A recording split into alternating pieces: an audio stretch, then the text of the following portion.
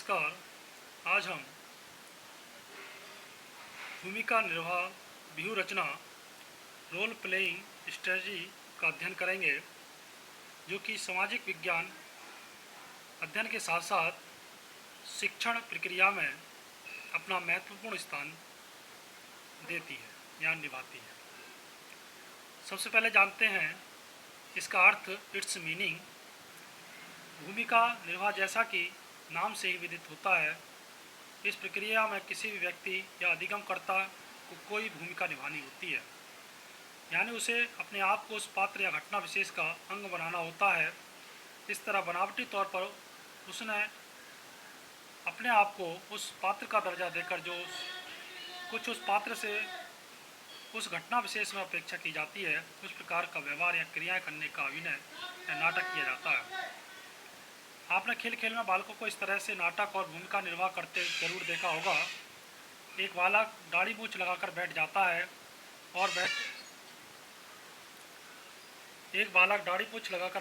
है और एक बालिका रसोई घर के खेल के बर्तनों में खाना तैयार करके और परोसकर जब उसके सामने रखने का अभिनय करती हुई दिखाई देती है, तब हम यह अनायास ही जान लेते हैं कि वह अपने मम्मी पापा का अभिनय करते हुए अपनी अपनी भूमिका उन्हीं के रूप में अपने को स्थापित करके निभा रहे हैं।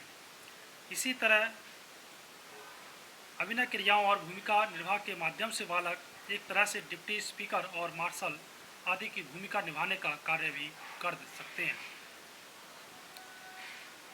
और इस तरह संसद की कार्यवाही की वैसी ही नकल हो सकती है जिसकी शिक्षा बालकों को दी जाती है।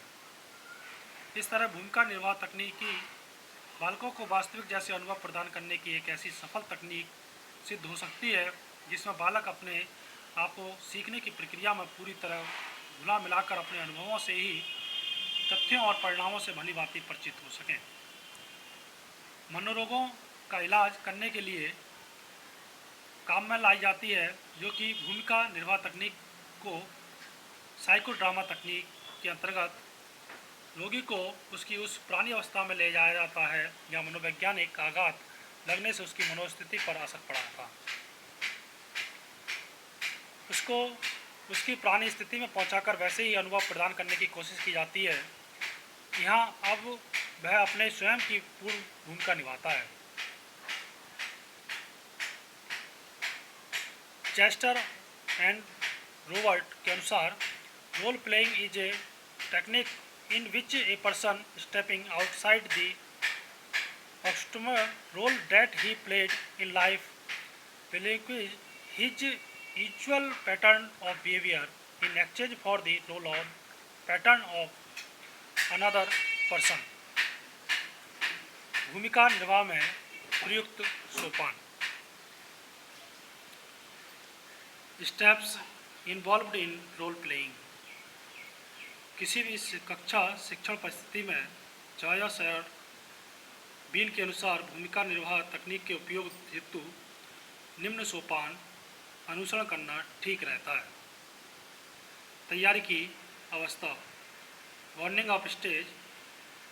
भूमिका निर्वाह तकनीक को उपयोग में लाने हेतु सबसे प्रमुख बात ऐसी परिस्थितियों और वातावरण का निर्माण करना होता है जिनके माध्यम से किसी विशेष परिघटना या घटना के अभिनयीकरण की आवश्यकता का अनुभव हो सके।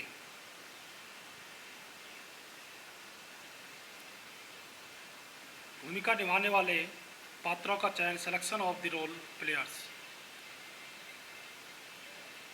इस सोपान के अंतर्गत परिस्थिति विशेष में जिस प्रकार की भूमिकाएं विभिन्न पात्रों द्वारा निभाई जाती हैं, उनकी योग्यताओं और उपयुक्तता की दृष्टि से चुनाव करने का प्रयत्न किया जाता है। अभिनयीकरण हेतु आवश्यक साज सज्जा, setting of the stage for role playing. अभिनय हेतु पात्रों का चुनाव करने के बाद जहां जिस रूप में नाट्यीकरण की क्रिया संपन्न हो, उस परिस्थितियों और वातावरणों को उसी के अनुकूल बनाने का प्रयत्न करना चाहिए। जिस तरह की साजसज्जा और भौतिक परिस्थितियों की नाटक को वास्तविकता के निकट लाने में आवश्यकता हो उसी तरह के प्रबंध करने की कोशिश की जानी चाहिए। दर्शकों की तैयारी, प्रिपरेशन ऑफ द ऑब्जर्व, भूमिका निर्वाह तकनीकी अपनी सफलता हेतु कक्षा के सभी विद्यार्थियों का पूरा सहयोग चाहती है, क्योंकि इसके प्रयोग का उद्देश्य ही कक्षा के सभी विद्यार्थियों को आवश्यक शैक्षिक लाभ प्रदान करना होता है।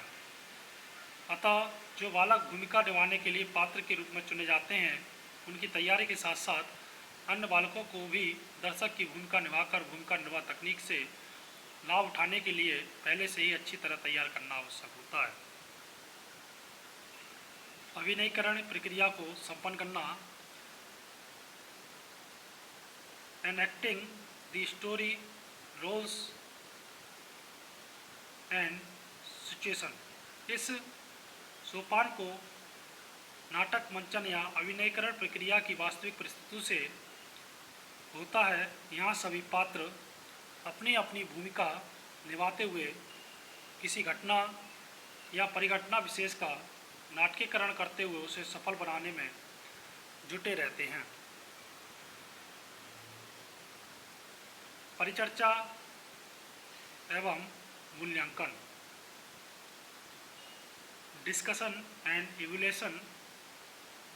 इस सोपान के अंतर्गत कक्षा के सभी विद्यार्थी और अध्यापक मिलकर यह चर्चा करते हैं कि नाटकीकरण कैसा रहा, किसने किस प्रकार की भूमिका निभाई और क्या कमी और अच्छाइयाँ रहीं।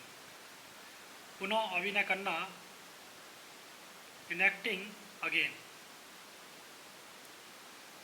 परिचर्चा और मूल्यांकन सोपान के अंतर्गत जो भी बातें सामने आई और उनके आधार पर जो भी निर्णय लिए गए, उन्हें ध्यान में रखते हुए अब भूमिका निर्वाह करने वाले पात्रों को अपनी अपनी भूमिकाओं को सुधारते हुए पुनः अभिनय करने का अवसर दिया जाता है। तो इस प्रकार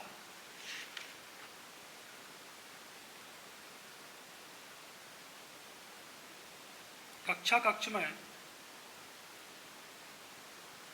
जब कोई माता पिता, भाई बहन या परिवार के अन्य सदस्यों, पड़ोसियों और मित्रों की भूमिका निभा रहे होते हैं, तो यहाँ उनकी इस भूमिका निर्वाह का उद्देश्य उन्हें वास्तविक जीवन के वे अनुभव कराने से होता है, जिनके माध्यम से उनमें अपेक्षित व्यवहार परिवर्तन कर शैक्षिक या शिक्षा के क्षेत्र में लाभ उठाए जा सकें।